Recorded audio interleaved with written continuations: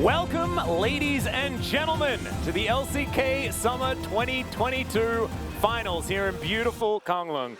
I'm Atlas, I'm joined by Chronicler and Wolf here for the Finals TriCast. And man, that was actually trash talk. That video was actually a trash talk video, gentlemen. Yeah, it really was. I don't know if anyone's going down to the beach after a loss tonight. We will see. It's getting a little bit chilly these days. But I think we're in for something special tonight. Whether or not Gen G wins that first title, these four players have been hungry for it so long, or if it ends in tragedy and their best chance that they've had, where they're for the first time really the favorites here, I think we're going to have a great night of League of Legends.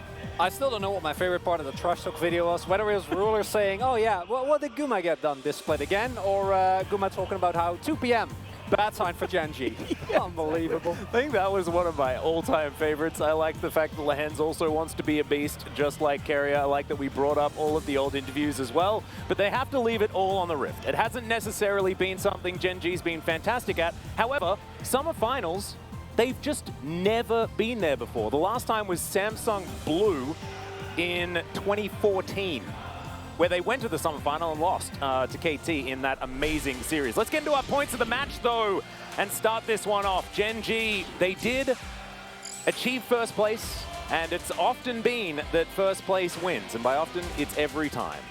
And that is the big difference maker between this finals and any other Gen G T1 finals, any other Gen G T1 best of 5 that we've had over the LCK's history, really. This time, as the players themselves said as well, this has got to be the difference maker. Yeah. Only twice has T1 and Faker lost finals, 2017 summer, 2021 summer. It's been a long time as we've seen this team look like the big underdogs in a finals like this. And talking about the meta here going into 12-14, we haven't moved on to a new patch here. Doran, who was considered the weak link for this team for a lot of the season, even despite their dominance, now gets to play two of his best champions in the Renekton and Aatrox here on 12-14, so not as much of a weak link as it was in the past. In addition to that, Zeus had a rough ending to the split. I think in playoffs he looks a lot more like the Zeus that we've come to expect. He's been very vocal about not being happy with his own performance, but when it was a carry top meta, plays like this on the gangplank were what T1 relied on so many times. Right now, top lane, not really that relevant. You're looking much more like you're the one who sets up the rest of the team. Yeah, you're much more about controlling early objective fights. It's not about the big boom boom damage. We're not seeing Gangplank anymore. He was nerfed significantly, but this is my favorite matchup here. Obviously the bot side is where a lot of people are putting their focus, but for me, Poppy for Peanut, a pick he is so insane on. 15-1 on this champion, was banned against him every game against Live Sandbox, and despite being open every game at T1 semifinals, Owner didn't play it once. So a huge pick here that he has that Owner doesn't like to play in this finals, and I think it will really affect the draft.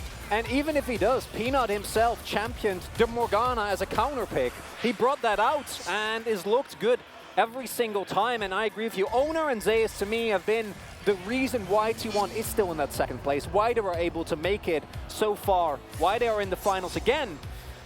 But looking at the creative pathing that Peanut has found, Owner really needs to show his best level of gameplay today, because we know that the highlights of this player are incredible. There's a reason why he got that spring finals MVP after being the only one on his team not to make the All-Pro team. Yeah, he's not a choker. He's a player who stays focused.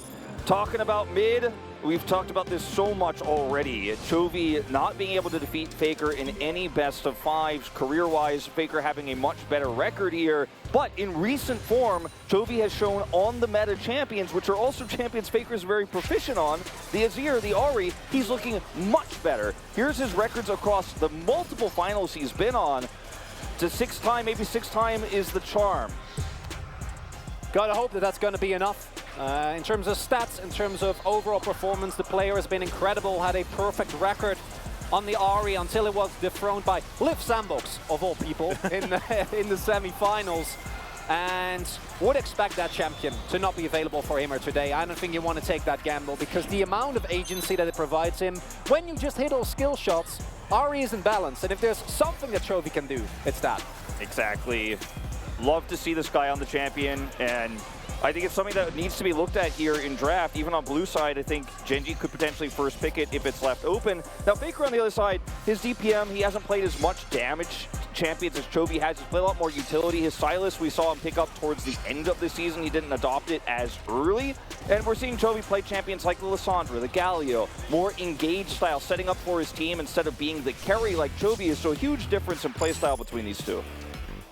And then moving on to the bot lane, this is where the biggest gap should be based on the performance of these two teams. Ruler has had an words barely can describe how good this man has played this split. He has topped every chart. He got the triple crown, as he mentioned himself, tied in first for POC points, able to win the spring MVP, or the summer MVP rather, and like overall just a dominant performance. And yes, there was Yuumi and Zeri involved in some of those wins, but you also can't give him Lucian. You can't give him Kalista.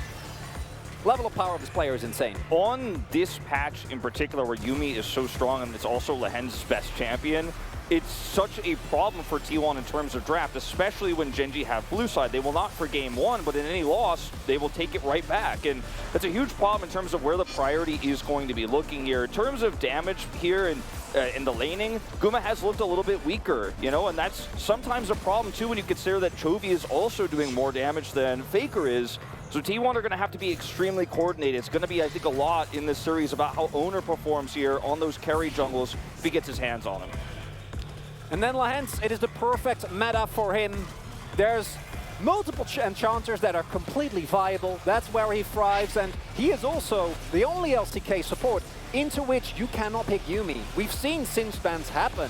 Like the fact that you need to expand a ban, which against Genji is already really tough, is so rough, and Keria has just not looked like the same player that we saw in spring, where he was miles ahead of everyone else in the league. Yeah, notice the champs we see putting up here. Keria has the largest support champion pool out of any support in the LCK, but the ones he's finding the most success are on hard carry, hard engage supports, not the utility that Lehens has been showing, not the enchanter supports that are so extremely strong right now in the bottom 2v2s. I think the main points that you guys had were about the draft, right?